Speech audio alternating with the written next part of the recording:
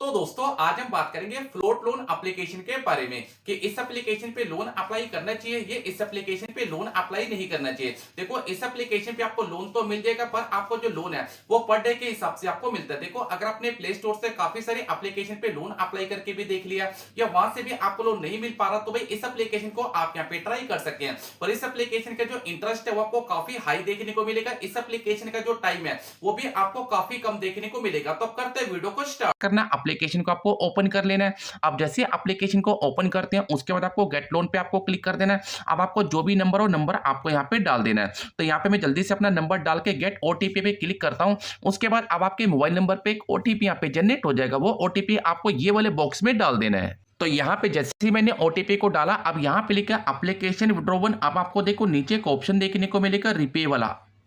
तो सबसे पहले आपको मिलता है आपकी मंथली इनकम कितनी है। तो यहाँ पे आपकी जितनी भी मंथली इनकम है वो आपको यहाँ पे डाल देनी है। अब जैसे कि मैं 25,000 रुपये यहाँ पे डाल दे रहा हूँ। उसके बाद आपको मिलता है लोन अमाउंट, आपको कितने अमाउंट की जरूरत है। अब जैसे कि यहाँ पे मैं 10,000 रुपये यहाँ पे एंटर कर दे रहा हूँ। उसके बाद आपको नीचे आना है। अब यहाँ पे आपको मिलता है लोन पर्पज पे आपको क्लिक करना है। अब यहाँ पे आपको जो भी एक नीड है आपको सिलेक्ट कर देना है। उसके बाद आपको नीचे की तरफ यहाँ पे स्लाइड करना है। अब आपका जो भी पिन कोड है वो पिन कोड आपको यहाँ पे डाल देना है। जैसे मैंने अपना पिन कोड यहाँ पे एंटर किया उसके बाद आपके सामने नीचे आपको मिलते हैं सिटी और स्टेट, ऑटोमेटिक आपकी यहाँ पे फिल हो जाएगी। उसके बाद आपको मिलता है इनकम रिसीव, आपको जो इनकम है वो कैसे रिसीव होती है। आपको इस वाले ऑप्शन पे टैप करना है और आपके सामने बैंक कैश चेक, तो यहाँ पे आपको तीन ऑप्शन देखने को मिलते हैं। अब आपको जैसे भी आपकी इनकम मिलती है आपको सिलेक्ट कर देना है। उसके बाद आपको नीचे आना सबमिट एप्लीकेशन वाले ऑप्शन पे आपको यहाँ पे टैप कर देना है। अब जैसे टैप करते हैं अब यहाँ पे आपको मिलता है आपका पैन नंबर डालने का ऑप्शन। अब आपका जो भी पैन नंबर हो पैन नंबर आपको यहाँ पे डाल देना है। तो उसके बाद आपका जो भी पैन नंबर हो पैन नंबर आपको यहाँ पे डाल देना है। देखो ये वाले बॉक्स में आपको पैन नंबर डाल के नीचे आना है और काउंटर वाले ऑप्शन पे आपको यहाँ पे टैप कर देना है। अब जैसे यहाँ पे टैप करते हैं अब आपको मिलता है आधार नंबर डालने का ऑप्शन। अब आपको जो भी आधार नंबर है वो आपको आधार नंबर आपको यहाँ पे डाल देना है। यहाँ पे आपको आधार नंबर डालना है, नीचे आना काउंटर वाले ऑप्शन पे आपको टैप कर देना है। अब जैसे टैप करते हैं अब यहाँ पे आपको मिलता है सेल्फी अपलोड करने का ऑप्शन। तो यहाँ पे आपको रीटेक वाले ऑप्शन पे क्लिक करके आपका जो कैमरा है वो यहाँ पे ओपन हो जाएगा और आपको क्लियर से अपनी एक सेल्फी यहाँ पे अपलोड कर देनी है। अब जैसे अपनी सेल्फी को अपलोड करते हैं अब यहाँ पे आपको मिलता है फुल नेम।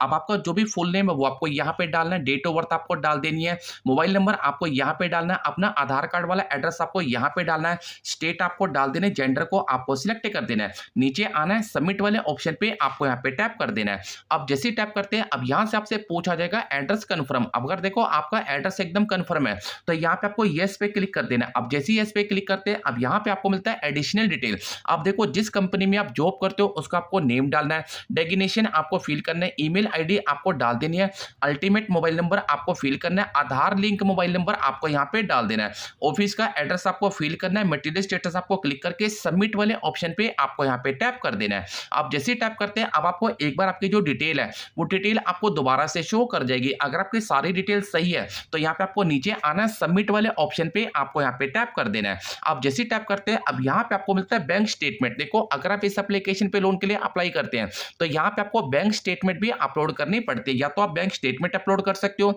या आप इसको नेट बैंकिंग से वेरीफाई कर सकते हो, दोनों ऑप्शन आपको मिल जाते हैं। अब मैं आपका करने वाला हूँ बैंक स्टेटमेंट, तो बैंक स्टेटमेंट वाले ऑप्शन पे आपको टैप करना है। तो यहाँ पे आपके सामने आएगा अपलोड बैंक पीडीएफ स्टेटमेंट। आपको जो बैंक जो स्टेटमेंट है वो आपको पीडीएफ में अपलोड करनी है। सिलेक्ट बैंक वाले ऑप्शन पे क्लिक करना है। आपके सामने काफी सारे बैंक आपको यहाँ पे शो कर जाएंगे। अब आपका जो भी बैंक है अपना बैंक आपको सिलेक्ट कर देना है। अब जैसे मैंने अपने बैंक को सिलेक्ट किया दोबारा से आपको नीचे आना नेक्स्ट वाले ऑप्शन पे आपको टैप कर देना है। अब यहाँ पे देख सकते हैं कि हमारी जो बैंक की स्टेटमेंट है वो यहाँ पे अपलोड हो गई है। दोबारा से आपको नीचे आना है फिनिश वाले ऑप्शन पे आपको टैप करना है। अब यहाँ पे आपको मिलता है लोडिंग योर डिटेल। अब आपका जो भी लोन का ऑफर मिलेगा वो ऑफर आपको यहाँ पे शो कर जाएगा। तो फाइनल हमारी बैंक स्टेटमेंट के आधार पे मुझे यहाँ पे जो लिमिट मिली है वो मिली 17,150 रुपए की। अब यहाँ पे देख सकते हैं कि 17,150 रुपए का मुझे लोन का अप्रूवल मिल चुका है। अब यहाँ पे अप्रूवल अमाउंट रहेगा 17,150 रुपए का। डिस्ट्रीब्यूट अमाउंट आपके जो खाते में आएंगे वो आएंगे 15,126 रुपए। इसकी जो प्रोसेसिंग फीस है वो आपको देनी पड़ेगी 2,023 रुपए की। टेनवर आपको मिलेगा सिर्फ 17 दिन का। तो यहाँ पे देख सकते हैं कि 17 दिन का ही आपको यहाँ पे टाइम मिला है। तो यहाँ पे रिपेमेंट डेट भी आप देख सकते हैं। इसका यहाँ पे जो लैंडिंग पार्टनर है उसका भी आपको यहाँ पे नाम देखने को मिल जाएगा, जैसे कि DSG इन्वेस्ट पेमेंट लिमिटेड।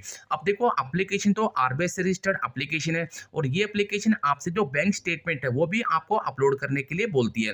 पर यहाँ पे आपको जो टाइम मिलता है वो मिलता है 17 दिन का, और आप अपना अमाउंट भी यहाँ पे चेक कर सकते हैं। देखो, अगर आपको किसी एनबीएफसी या ईएमआई एप्लीकेशन से लोन नहीं मिलता, तो आपको इस प्लेटफॉर्म की तरफ जाना है। इस प्लेटफॉर्म से आपको लोन तो मिल जाएगा, पर इस प्लेटफॉर्म का जो इंटरेस्ट है वो भी आपको थोड़ा ज़्यादा देखने को मिलेगा, और इसका जो टाइम है वो आपको बहुत ही कम देखने को मिलेगा। जैसे कि हमारे केस में मुझे यहाँ पे जो टाइम मिला है वो मिला है 17 दिन का। अब देखो, काफ़ी लोग क्या करते हैं, इमरजेंसी में लोन तो अप्लाई कर देते हैं, पर 17 दिन 15 दिन के अंदर पेमेंट नहीं कर पाते।